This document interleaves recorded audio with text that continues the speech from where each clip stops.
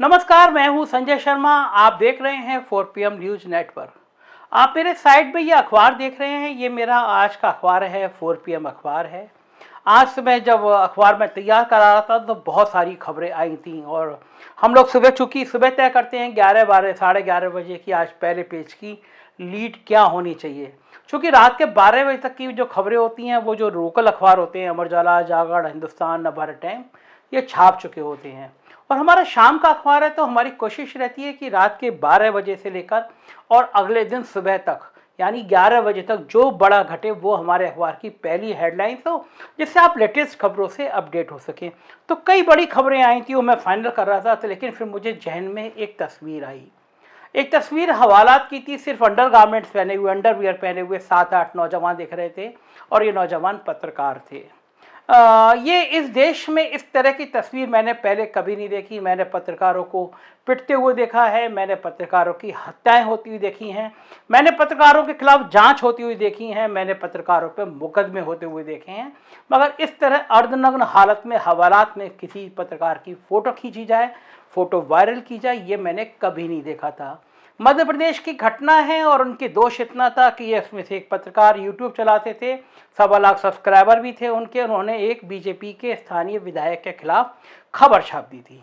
तो आप ये तो बड़ी गलत बात कर रहे हैं। आप देखिए, विधायक के खिलाफ खबर नहीं छाप सकते। विधायक हत्यारा हो, विधायक बलात्कारी हो, विधायक गुंडा हो, मवाली हो, लफंगा हो, लेकिन आप उसके खिलाफ खबर नहीं छाप सकते। और सत्ता कहा है तो बिल्कुल भी नहीं छाप सकते। अब विधायक जी को तो गुस्सा आना था। और पुलिस जो हो गई है वो आजकल खाकी वर्दी जो होती है वो संविधान की बात नहीं करती, वो विधायक जी के जूतों की बात करती है। विधायक जी के जूते पे पॉलिश लगी है तो बस चले थानेदार का तो वो अपनी जीभ से उस जूते को चाट चाट के साफ करे। जितना जीभ से जोर से अच्छा से चाटेगा थाना उसको उतना अच्छा मिलेगा। आप IAS IPS हैं तो थोड़ा जीभ को बंद रखिए, रूमाल निकालिए और विधायक जी के जूतों पे पॉलिश शुरू करिए। शायद आपको अच्छा जिला मिल जाएगा, आप अच्छे कलेक्टर बन जाएंगे या आप अच्छे SP बन जाएंगे। अब विधायक जी पहुंचे तो दरोगा की ड्यूटी थी। किस पत्रकार ने इतनी गुस्ताखी कर ली कि पत्रकार के खिलाफ, विधायक के खिलाफ कोई बात कह दे। लिहाजा पत्रकार बुलाए गए, हवालात में कपड़े उतरवाए गए और उन कपड़े उतरवाने के बाद दरोगा जी ने बड़े घमंड के साथ फोटो खींचे, फोटो वायरल हुए। दूसरी घटना बलिया की है, उत्तर प्रदेश की है। नकल हो रही थी। नकल माफियाओं का करोड़ों अरबों रुपए का साम्राज्य होता है। जिले में BSA से लेके जिलाधिकारी जिले का होता है, उस तक कमीशन बंधा होता है और करोड़ों रुपए ऊपर तक आते हैं। बलिया में पेपर लीक हुआ। पत्रकार ने वो पेपर लीक की सूचना DM को दी। DM ने कहा मुझे भेजो पेपर। पत्रकार ने सहज भाव से DM को भेज दिया और DM साहब ने पत्रकार को बंद करा दिया।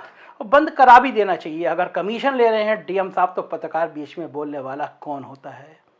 लेकिन नाकारा तंत्र तब और ज़्यादा खराब हो जाता है जब इसकी सूचना राजधानी तक आ जाती है। पत्रकार अवनीश अवस्थी से मिलते हैं, पत्रकार नवनीत सहगल से मिलते हैं, लेकिन कोई कार्रवाई नहीं होती। ये दो घटनाएं मेरे जहन में आई तो मुझे लगा पत्रकारिता का ये हाल हो गया है। तीसरी तस्वीर आई, एक पत्रकार को पीट के अस्पताल में चैन से बांध के रखा गया था। तो मुझे लगा कि अब ये हाल हो गया है इस देश में लोकतंत्र का, अब ये हाल हो गया है इस देश में पत्रकारिता का, तो क्या लिखा जाए। तो मैंने आज के पूरे पेज पे, पहले पूरे पेज पे सिर्फ ये तस्वीर लगाई है, ये सिंबल है इस तस्वीर का, और मैंने लिखा है कि मध्य प्रदेश की और उत्तर प्रदेश की बलिया की खबर के बाद अब लिखने को कुछ बचता नहीं है।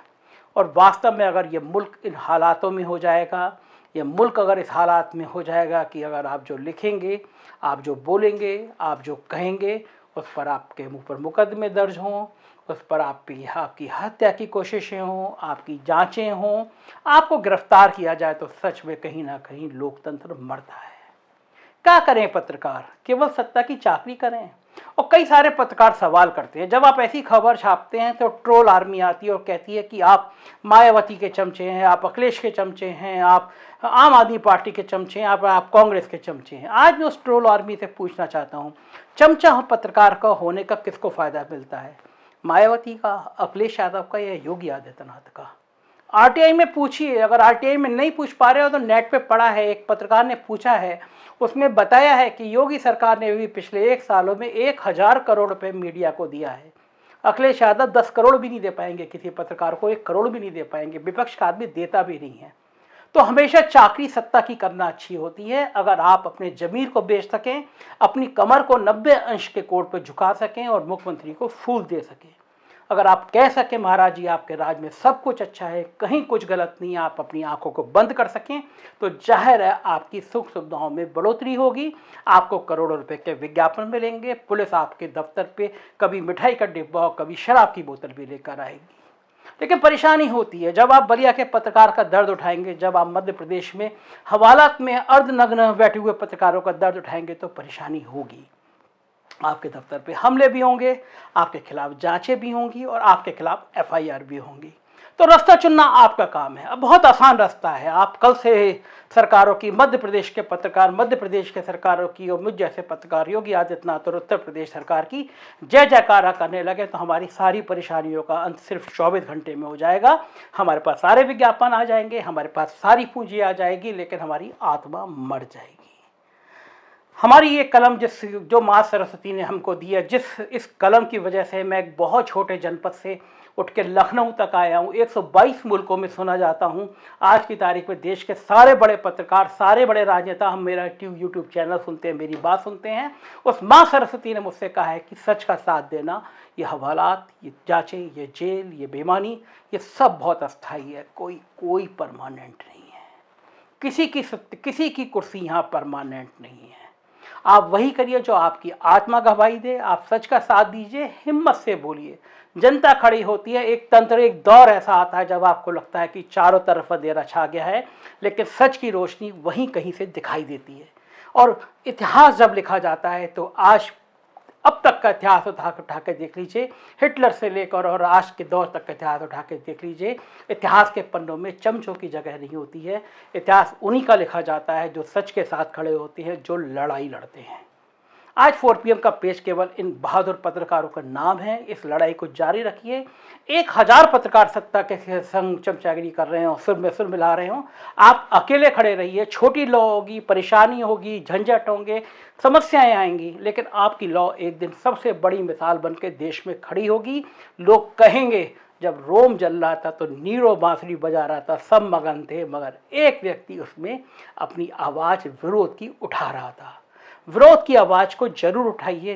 सरकार अच्छा करे, तारीफ करिए, लेकिन सरकार गलत करे तो कलेजे के साथ उसकी आलोचना करने की भी हिम्मत रखिए। और अगर आप ये नहीं कर सकते तो मेरा कहना है, पान की दुकान खोल लीजिए, चाय की दुकान खोल लीजिए।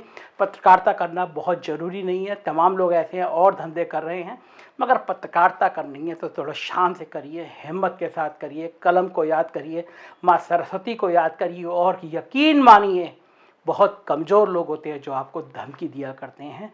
कानून बहुत बड़ा है इस देश में, आपके संवैधानिक अधिकार बहुत बड़े हैं देश में।